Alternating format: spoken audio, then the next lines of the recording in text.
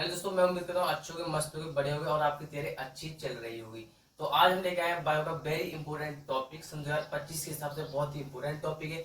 DNA की संरचना, इसकी विशेषता, इसकी किसने खोज करी, सब कुछ जानकारी टोटल मैं आपको उसकी बताने वाला हूँ। और वीडियो अच्छी लगे तो लाइक कमेंट शेयर करना। किस विज्ञानी ने किस चीज की खोज की उसके बारे में बताने वाला हूँ। तो अगर वीडियो अच्छी लगे तो लाइक और कमेंट शेयर जरूर करना, ठीक है। तो टॉपिक करते शुरू, ठीक है। सबसे पहले है बार्सन व क्रिक ने किस प्रकार से डीएनए मॉडल की खोज करी और डबल हेलिकल की संरचना दी या किस प्रकार से बताया, तो इसके बारे में बात करते हैं। नंबर वाइज टॉपिक बात करते हैं, ठीक है। सबसे पहले क्या है, पार्सन व क्रिक का डीएनए मॉडल, ठीक है। इन्होंने 1993 ईस्वी में खोज की थी, ठीक है। किसकी? डीएनए की त्रिवीय मॉडल की। इन्होंने डीएनए का त्रिवीय मॉडल दिया, किसके द्वारा दिया था? इनसे पहले की थी 1991 ईस्वी में। किसने की थी? रोजालैंड फिक्रलैंड ने। ये दो वैज्ञानिक थे। दोनों वैज्ञानिक क्या करा था 1991 ईस्वी में इसकी खोज की। क्या? कि डीएनए डबल हेलिकल होता है, ठीक है। किसने? लंदन के वैज्ञानिक थे रोजालिंड। उन्होंने क्या करा था, उसकी खोज की। मतलब कि यह क्या है, एक्सो क्रिस्टलोग्राफी द्वारा, आपके प्रयोग के द्वारा उन्होंने बताया ये डबल हेलिकल होता है। उसके बाद क्या है, बार्सन व क्रिक ने खोज की, ठीक है। तो ये क्या है, डीएनए क्या है, देखो डीएनए क्या होता है। सबसे पहले डीएनए क्या है? डीएनए एक अनुवांशिक पदार्थ है, ठीक है, जो सभी जीवों व पादप विषाणु में पाया जाता है। बट कुछ पादप विषाणु में ये डीएनए नहीं पाया जाता है। इसके स्थापना अनुवांशिक पदार्थ क्या है, आरएनए पाया जाता है। वैसे तो सभी पादप विषाणुओं और जीवों में क्या है, डीएनए पाया जाता है, अनुवांशिक पदार्थ। बट कुछ पादप विषाणुओं में आरएनए डीएनए पदार्थ पाया जाता है, ठीक है। दूसरा है इसकी विशेषता। अगर इसकी विशेषता की बात करें, ठीक है, ठीक है, एक घुमाव से दूसरे घुमाव तक की विशेषता की बात कर रहे हैं। एक घुमाव से दूसरे घुमाव के बीच की दूरी कितनी होती है? 34 एंगस्ट्रॉम, ठीक है। एक हो गया, एक विशेषता होगी। दूसरी विशेषता क्या होगी?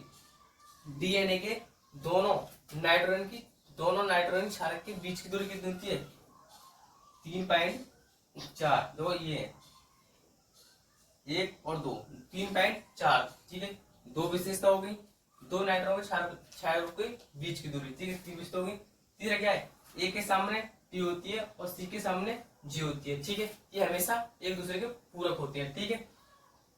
डीएनए के अंदर नाइट्रोजन क्षारक बराबर होती है, प्यूरिन एंड पिरिमिडीन दोनों की संख्या बराबर होती है, ठीक है। 4 होगी। दीर्घिकांश, अगर दीर्घिकांश की बात करें तो ये हो जाएगा 1.2 nm, ठीक है। और लघुकांश की बात करें तो ये हो जाएगा 0.6 nm, ठीक है। ये होगी इसकी विशेषता 3, ठीक है। अगर इसकी बात करें किससे बना होता है, तो शर्करा और फास्फोट दोनों का अनुपात बराबर होता है, ठीक है। अगर इसकी बात करें, ये दो पॉलीन्यूक्लियोटाइड का बना होता है, ठीक है। और इनके दोनों क्या है, शर्करा घूमने की ये श्रृंखला घूम रही है, इसकी और इसकी भी दोनों की, मतलब की जो रेखाएं श्रृंखला है, मान लो ए और बी, दोनों की बीच की दूरी कितनी है? 20 एंगस्ट्रॉम, ठीक है। तो इसकी ये तो होगी विशेषता। और डीएनए आपको बताई थी मैंने क्या होता है, ये एक अनुवांशिक पदार्थ है। इससे क्या है, सभी जीवों में ये एक अनुवांशिक पदार्थ है, ठीक है, क्या डीएनए। दूसरा है डीएनए की संरचना। अच्छा, डीएनए की संरचना यही है, ठीक है, डबल हेलिकल है।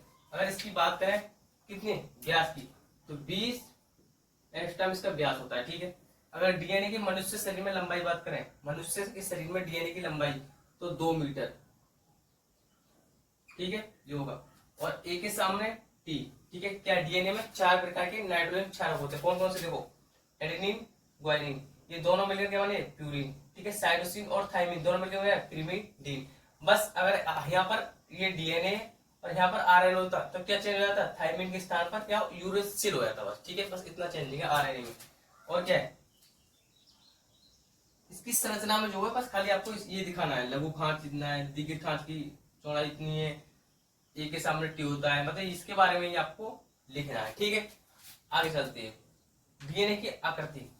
देखो डीएनए की आकृति की बात करें तो डबल हेलिकल अलग होता है, सिंगल हेलिकल अलग होता है। जैसे ये डबल हेलिकल है, सिंगल हेलिकल है। दो वैज्ञानिक ने खोज करी, जिसमें रोजालैंड फिक्रलैंड ने पहले शुरुआत में बताया डीएनए डबल हेलिकल होता है एक्स-रे क्रिस्टलोग्राफी के द्वारा। फिर उनके बाद आया क्या, बार्सन व क्रिक ने क्या बताया, डीएनए त्रिविय मॉडल होता है। और इसकी क्या करा, इसकी संपूर्ण खोज कर दी, सब कुछ के बारे में बता दिया। इन्हें नोबेल पुरस्कार से सम्मानित किया। कितनी ईस्वी में?